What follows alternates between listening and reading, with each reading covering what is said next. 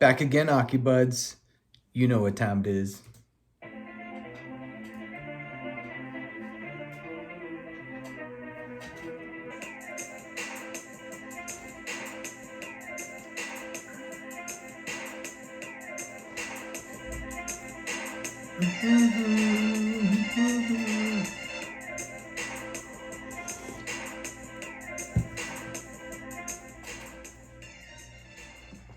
Alrighty, guys. Welcome on in, episode 144, 144th episode of Ockey Budz. I'm your host, Drew Taylor, and we're in the saddle again. I know it's been another week in the past, and I think, like I said, the weekends might be the best time for me to record. So the weekend review, which was week 2, was about a week ago, and we're almost finished with week 3, so don't mind me. I just trying to keep up the pace here, and if I find time during the weekday to record, I will. But happy to be here, happy to be chatting with you boys. My bets have not been hitting, so I've taken a back seat to gambling for a while. I'm down bad this season, and still love it. Still having a good time doing it, but I'm gonna have to take a back seat until good things happen, man. I'm down like 650. Not good, and I'm not proud to say that. I was up 200, now I'm down 650. What am I doing with my life? I was down to my last $25 last week and lost that bet. Like I just jinxed things. Like I had the Giants minus 5.5, and they were up 19-0 last week, right? There's a couple other things, but that was the biggest. I was already thinking I was a jinx at that point. Last week, Giants were up 19-0 going into like the fourth quarter, and I put a live bet in. It was a 3-leg parlay. All the other legs hit, no problem. It was just like a guaranteed $100 basically, right? I took the Giants just because I wanted to add some juice to the squeeze, or some, you know what I mean? I put the Giants in there, minus 15 or minus 5.5. They were up by 19 points. Oh, not even a chance. Bo Nix, even though I have him on fantasy, I'm stoked for that, but he goes off and screws up my bet. And I was already thinking I was a jinx. I was already down to my last like 25, and I'm like, dude, what the fuck?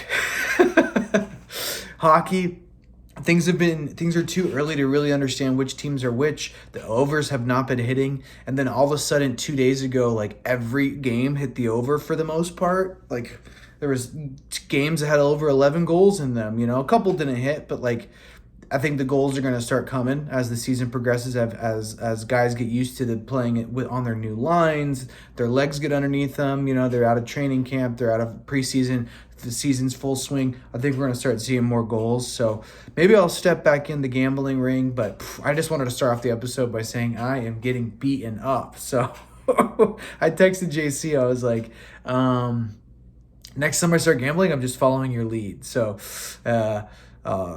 pressure's on you, JC. Help me to the lead me to the promised land. I need your help. Help me, Obi-Wan Kenobi. You're my only hope. I'm not gonna make the Vegas trip. I got a couple of notes in front of me, so if you see me looking down, it's because I'm reading my notes. But I'm not gonna be able to make the Vegas trip. Maybe next year, fellas. Just too much going on. Can't scoot away. My folks are coming out that weekend. Don't want to reschedule with them. And you guys give them hell in Vegas for me. Give them hell at the book, right? Rake that book dry. And there's also some sports books in Arizona. If you guys are ever interested, we can go party it up at Wild Horse Pass. We can go to, there's like a DraftKings lounge up in Scottsdale. Like there's some cool places to gamble here. I haven't been to them, but I've heard great things. So if you guys ever want to do a trip out to AZ, let's do it. How we liking the video? You guys got to look at my ugly mug for about 30 minutes each week.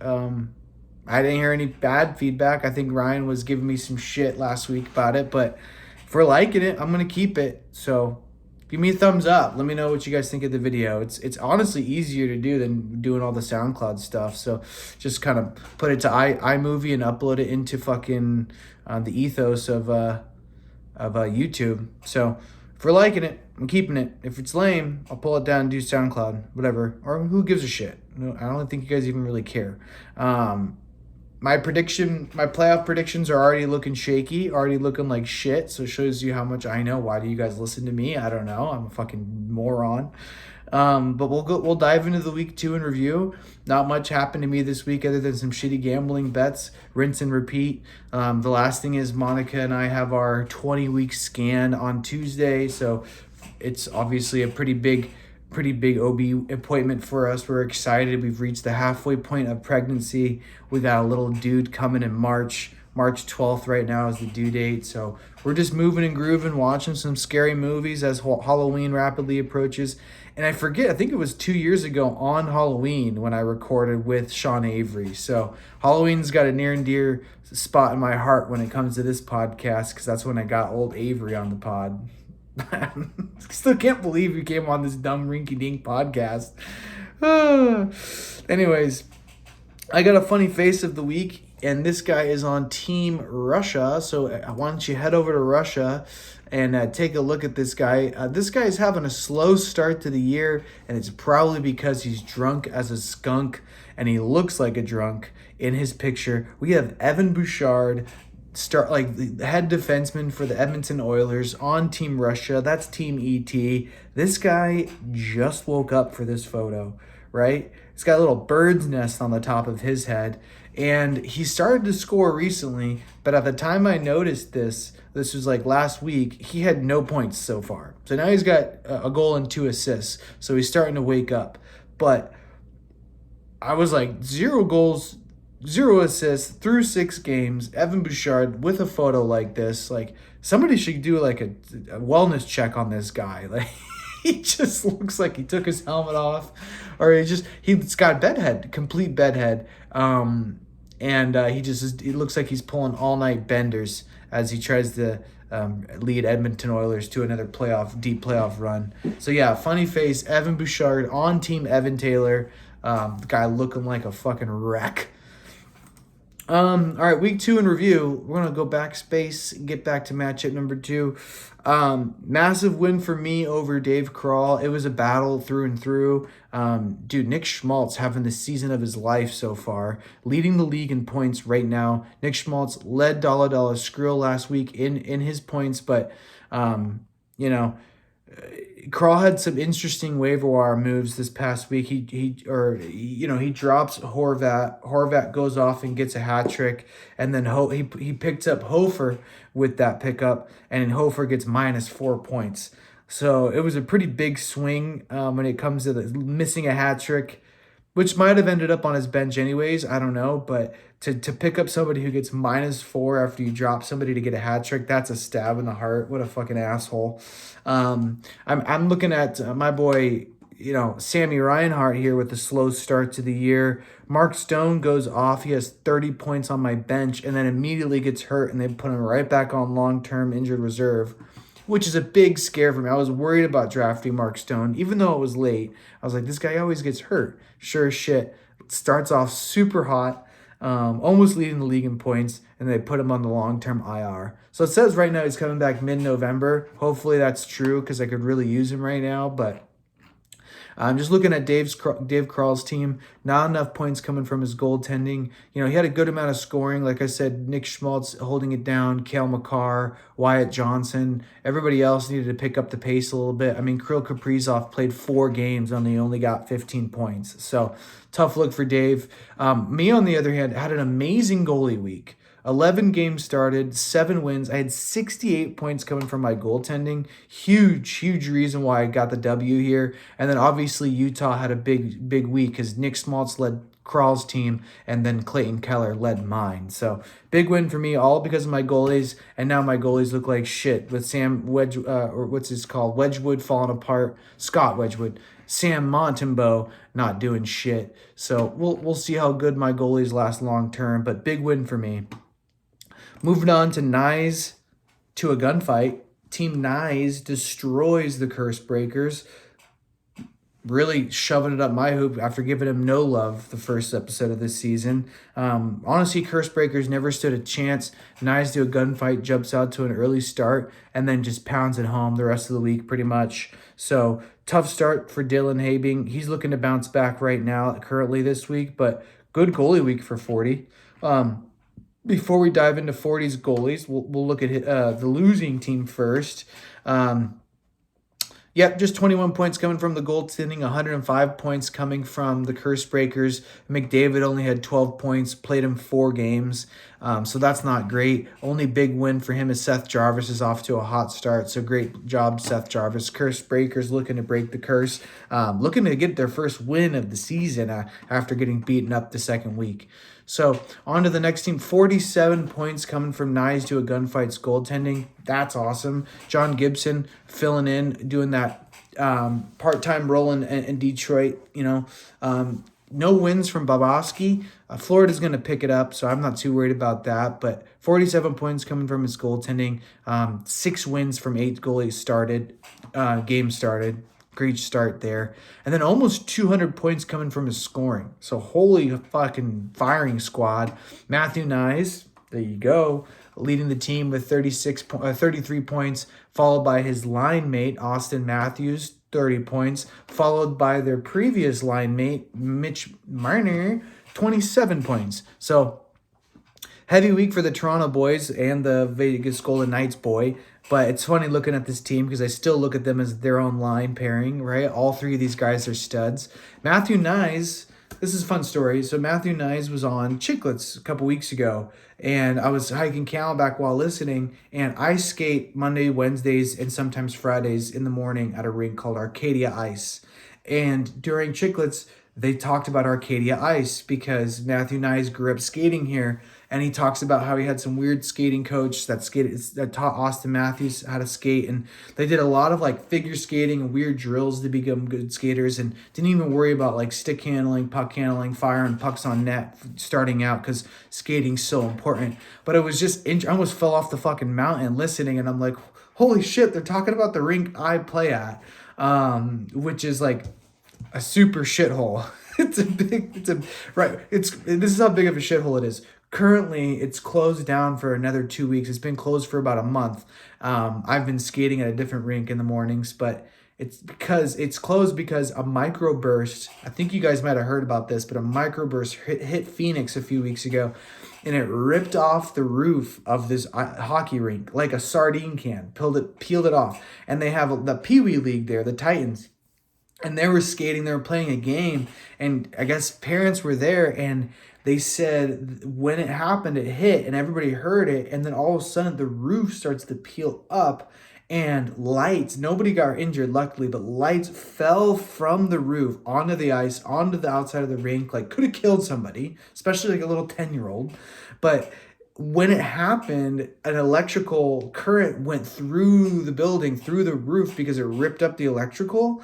And it looked like, Ghostbusters when they're using, they don't cross the streams. So that happened, and like all these parents are just sitting there like, oh my, holy shit, like looks like lightning's going across the ceiling. Like I said, nobody was hurt, but they had to close the rink down because A, it flooded, and B, it lost power the good thing is the power to the ice wasn't ruined. So the ice is still in good shape. It's not a fucking pond over there. But yeah, right now they're redoing all of the roof and all the electrical. So hopefully that rink doesn't close down, and hopefully they got paid a good insurance hit, or they put in a good insurance claim and they got some money from insurance. But that's my Arcadia Ice story that Matthew Nyes was talking about on Spit and Chicklets, because that's where he grew up skating. So pretty fucking cool story. Sorry for that tangent, but it just came to mind right now. I felt that was good for the pod. Great win, Matthew Nyes, Team Ryan Ford. 40. I'm gonna keep a close eye on your team. I'm hoping you prove me wrong. I mean, like Timmy Stutzel played 4 games and he only got 15 points. Like Stutzel's a guy who could be at the top of this list, no problem. So great win for you. Let's move on to the next team. 1-800-Rambler just cruises past Silver Acres Rest Home, not resting home, Silver Acres Rest Home. A simple win for JC. Wilga, your team stinks. You may get a W this week. We're going to look at this current week right now in a few minutes. But in week 2, it was a fucking cakewalk for the Rambler. Even though the Rambler didn't put up a lot of points, he won by 50. So pretty easy for him. Looking at the losing team, 40 points coming from the goaltending, not bad. Only 78 points coming from your scorers. Not a single person did well from the scoring perspective. Elias Pettersson led this team with only 12 points. Kelly, your team sucks. Moving on to Rambler, 26 points coming from his goaltending. That's pretty standard. I mean, not good, not bad. Would like to see more. And then he had William Nylander with 26 points, and Adrian Kempe. Kempe is just off to a hot start this season, trying to earn his paycheck. Great time to own Adrian Kempe on a contract year. Guy wants to get paid. He's gonna put pucks in net. So those two guys led the team. Great win for JC. Not too impressive though. Would have got beat by a lot of people, so I got to keep moving on. But JC, good win. Let's see. 101. All right, let's see here. Dylan Larpin's out to prove me wrong as well. He's just making me look like a fool right now, Dylan Larpins. He's 2-0, staying undefeated against Joe Ford. Cuck me if you can. Okay, when I recorded last episode, Joe, I didn't realize you're moving so fast. I'm just recording live. If I don't catch something, it's because I'm fucking moving a mile a minute. And I didn't realize you have Kucherov. So it's cooch me if you can, like Kucherov. But fuck that. Cuck me if you can sounds way better. Your team is cuck me if you can. It's way better than cooch me if you can. I gotta be honest, dude. Cuck me if you can all day long. Cuck me sideways. You get beat. You get beat down by 30 points almost. We're looking at your team right now. You got 40 points coming from 3 goaltenders. He had 6 games started, 5 goalie wins. So Cam Talbot on the other side of the Detroit duo. I talked about John Gibson, and now we're talking about Cam Talbot. Cam Talbot making the save. Autobots, unite. Yeah, Cam Talbot, Vizmelka, and Aiden Hill doing a great job for him. But he just fell a little short. Mark Scheifele, Ryan Donato, Alex tucking it in the goal. Alex tucking it between his legs. Good performances from those guys, but not enough to get the dub. So we're moving on to Dylan Larpin here. That's Dilly Christensen out of Boise. This is interesting. You don't see this often. And it shows you if you have good skaters, who gives a fuck about goaltending? Who gives a fuck about goaltending? Because the winner here, this guy's 2-0, about to be 3-0 this year. He had 3.4 points coming from his goaltending. 3.4. Elvis Merzlikins and Charlie Lindgren combined for no wins. 3 points coming from his goaltending. On the other hand, he had 213 points coming from his skaters. So when you have Dylan Larkin, the leader of the team here, leader of America, getting 45 points for you, you're off to a good start. Cole Caulfield, 29 points. Nathan McKinnon, have you heard of him? 26 points coming from him. So this team is just off to a hot start from a skating standpoint. Is it sustainable with only 3 points coming from your goaltending? I mean, that's not ideal. But one thing that's good for him is Blackwood. It's bad for me because I have Wedgwood. But Blackwood is coming back off the IR soon. I think he's day-to-day. Not IR. He's day-to-day now. He finished his stint in the AHL. And Blackwood should be between the pipes in Colorado here pretty soon. So it's going to look bad for my goaltending, but if the guy needs some more for goalie wins, it's going to come from Blackwood in Colorado. Colorado looks good this year. So, Adam, Dilly, great win. Interesting win. Glad I saw that note. You're on to the next week. On to the next side of this page, I got Everybody Loves Raymond. Silliest fucking team name. Hey, it's me, Raymond. Almost lets a big lead slip away to on Saturday. Chanel East Coast. I mean, I'm getting beat down by Chanel East Coast right now. So that's what I get for talking shit. But Everybody Loves Raymond mops the floor with him. Like I said, he was off to a good start. And then all of a sudden Saturday hits. And Chanel East Coast put up like 30. Croto puts up 75 points. And Tyler only puts up 35. So it's a 40-point swing. And then it really got interesting because they were pretty much neck and neck. And then Sunday, Tyler went back to his winning ways. But great fight, great crawl back. Croto Crawl back, Croto. That's not easy to say. And Joey Decord looking to be the best goalie in the league right now, right? Good old Joey Charlie Kirk Decord, ASU alumni, ASU retiree, or Jersey retiree, Hall of Famer of ASU, Joey Decord. He also got Vasilevsky. So he's got a really good goalie tandem here. Only got 24 points coming from his goaltending, so that's not ideal. But Sidney Crosby, fucking 50 Shades of Grey, Sidney Crosby, right?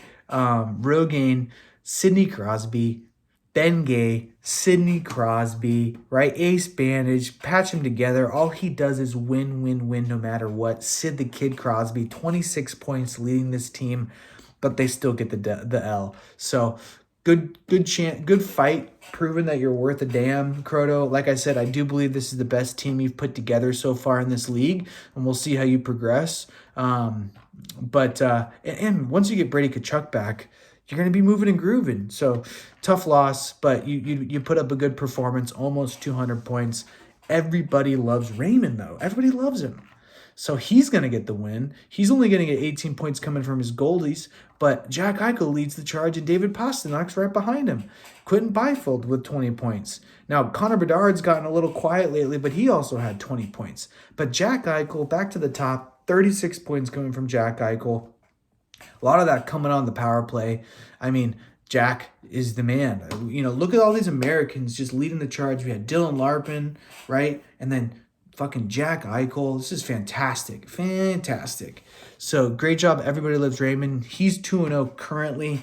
He's looking tough this week, so he might not remain 2-0, but, beat Chanel East Coast handedly. And then finally, the matchup I wanted to get to, been waiting to get to. We got Team Russia. Evan Taylor has a heartbreak loss against Team Chippendales. That's Big Nate the Gay. Man. Whew. Nearly resulted in a tie. We almost had a tie. Oh, God. A tie would be so frustrating for these guys. Ties are so stupid with how many minute points you can get throughout the week. How many moves can happen. How many blocks, shots, pucks on net. How many saves. How many checks. How many penalty minutes you can get to tie would be fucking ridiculous. And that almost happened this week. So I'm going to review Sunday closely, but just to highlight some things, like it was neck and neck, and then all of a sudden Russia jumps out to a big lead on Tuesday, and then battling back. Chippendales has a massive Thursday, and then it's neck and neck throughout the week. And then Evan nearly mounts the comeback on Sunday because, okay, let's go to Sunday. So Evan loses by a fucking heartbreaking 0.4. Heartbreaking 0.4. And Big Nate called this out. He sent this to me. He's like, here's some free content for you. He loses by 0.4, and this is why he could have tied. He had Ryan Nugent-Hopkins get minus 0.3 Sunday, minus 0.3. And Evan Bouchard, remember that fucking drunken idiot I was talking about earlier this episode? Minus 0.1. So if he would have just benched those guys, or any of those guys would have done a fucking thing, for him on Sunday, he would have tied or won. Minus 0.4. He loses by 0.4. What a heartbreaking fucking Sunday. Oh, man. It's a symphony of heartbreak. The tiniest violin ever, Evan. Oh.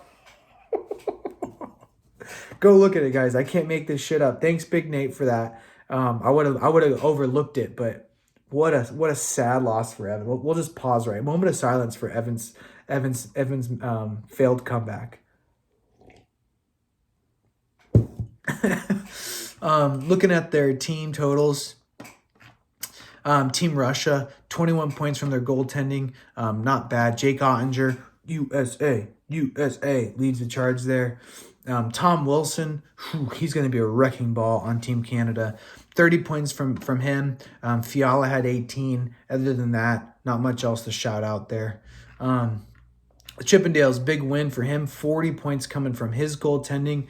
Kind of an interesting mesh of goalies with the Pittsburgh guys. Pittsburgh's off to a great start this season. Will it cool off? Will those goalies wither away remains to be seen, but Anthony Stolarz looks to be the solid true and blue number one starter in Toronto. So Anthony Stolarz stolen the start, getting 12 points too.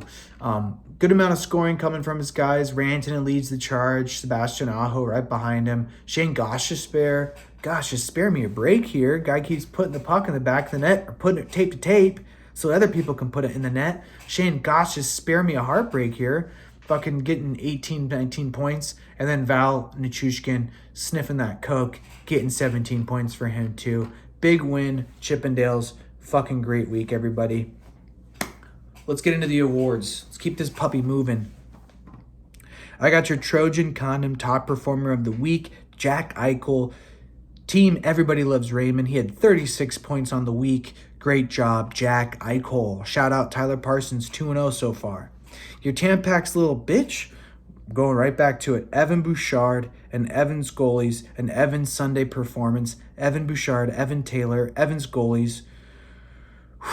He had one win from 6 starts. He had that sad Sunday heartbreak. And if any of his goalies did a little bit more, he probably gets the win. So just a tough break for Evan. On the other side of that matchup, I got your smooth move of the week. Not smooth move goes to Dave Krall for that Horvat-Hofer switch there. But the smooth move of the week goes to Nate, Big Nate, getting Shelovs, the backup goalie, and might be the starting goalie now in Pittsburgh. And then his Frank Nazar pickup, big points for a big win. So Frank Nazar and Shelovs combined helped him get the win. If he doesn't pick any of those guys up, he doesn't get the W. So that's a smooth move for Big Nate, and also a smooth move for sending me that little snapshot on Sunday for the pod content. If you guys want me to shout out anything about your week, always text me. I'll try to include it. I'll write it in my notes. I'll include it in the pod for you. But that's a smooth move as well, Nate. Thanks for helping the pod out. Stick taps for Big Nate, everybody. Your Tom Cruise Top Gun of the week is Knives to a Gunfight.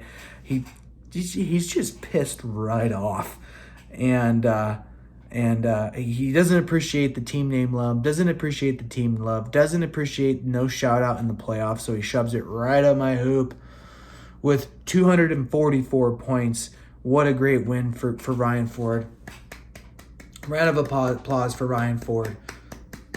Great Ockey Budz listener, great league member, great guy all around, great dad, great professional, wears his heart on his sleeve, great back checker, great toe dragger, great fucking beer leaguer. What a great dude. Ryan Fordo. Right? Ryan Fordy. Can't say enough good things about the cuck. Your Pampers Poopy Performance of the week. Dude, this guy just loves this award, man. Wilga, your team sucks. Back-to-back poopies. You don't want to be here. You don't want to be here. But, I don't know. My tune might change once we move into this week. But, yeah, back-to-back poopies for Wilga. Week 2 is not your week, buddy. So let's fast forward to week 3. Moving right along. Week 3, I am down by like 50. I'm down by 30 points right now. So Chanel East Coast looking to go 2-1. Give me my first loss of the year. Congratulations, Alex Croto. I don't think I'm going to come back from this. It looks like you're going to get the W. We'll dive into that week now when I record next time. Knives to a Gunfight is down by 20 points to the Ramblers. So another 2-0 team. About to get their first loss. We'll see. We still have Sunday. We still have all Sunday.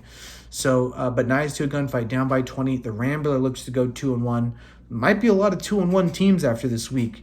Here's a close matchup. You got the battle of the 0-2s. So you got Cuck Me If You Can versus the Curse Cuckers. Only 1 point separates these teams. I think it's just like 0.7 right now. So yeah, 1 point separates these teams.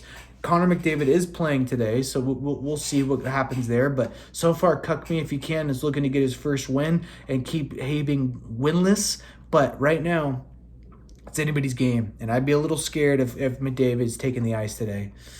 Chippendales versus Silver Acres Rest Home. This is why I had to change the tune because it looks like Wilga is going to get his first win of the season. I never want to count Big Nate out. This guy is a fucking true crafty veteran. He's down by 20 points right now. Who knows what kind of moves he's made to get this W, but right now it looks like he's going to go 1-2, and Wilga's going to get his first win of the season to be 1-2. So we'll see. It's 20-point separation there. Doesn't look good for Big Nate. Give all this love to everybody that loves Raymond last episode, and then he does this to me. Right now, everybody loves Raymond's barely breaking 100 points. He's getting his ass kicked by his Boise buddy, Dilly Christensen. Dilly's looking to be the only team that stays undefeated this week. He might be 3-0, handing Tyler Parsons his first loss. We'll see next week how I chime in, but right now it's looking like he's down 40 points. I think this is going to go to Dilly. And then the last matchup, Evan, I don't think it's going to be as big of a heartbreak for you Sunday. It's just going to be a loss for you, so it won't be a heartbreak, but it will be a loss. Tough Sundays for Evan. Russia, 1-1. He's down by about 20 points to Dollar Skrill. Dollar Skrill right now is looking to get his first win of the season. So both these teams might be 1-2. Going to have a lot of 1-2 teams after this week and only one undefeated team. So I think everybody will probably be 3-0. Congrats, Christensen. And then there's going to be a lot of 2-1s and a lot of 1-2s. So we're off to an even pace year, just as we always hoped. All these teams, as I said before, can beat each other. It was hard to break down. And next year, when I break down the teams and the team names, I'll add some like half points or some like middle points, because everybody just ends up being like 7 out of 10, 8 out of 10. It's hard. It's easier to make fun of like one or two teams because every team is just so close. So I'll do that next season for some parity, but everybody's going to be close in the standings. Somebody's got to beat Dilly, though. He's going to start pulling away with it fast if we don't jump on him. So I love y'all. 32-minute episode. You guys are great. Thanks for hanging in there with me as I record these on the weekends. And I'll see you pretty soon. Happy Halloween.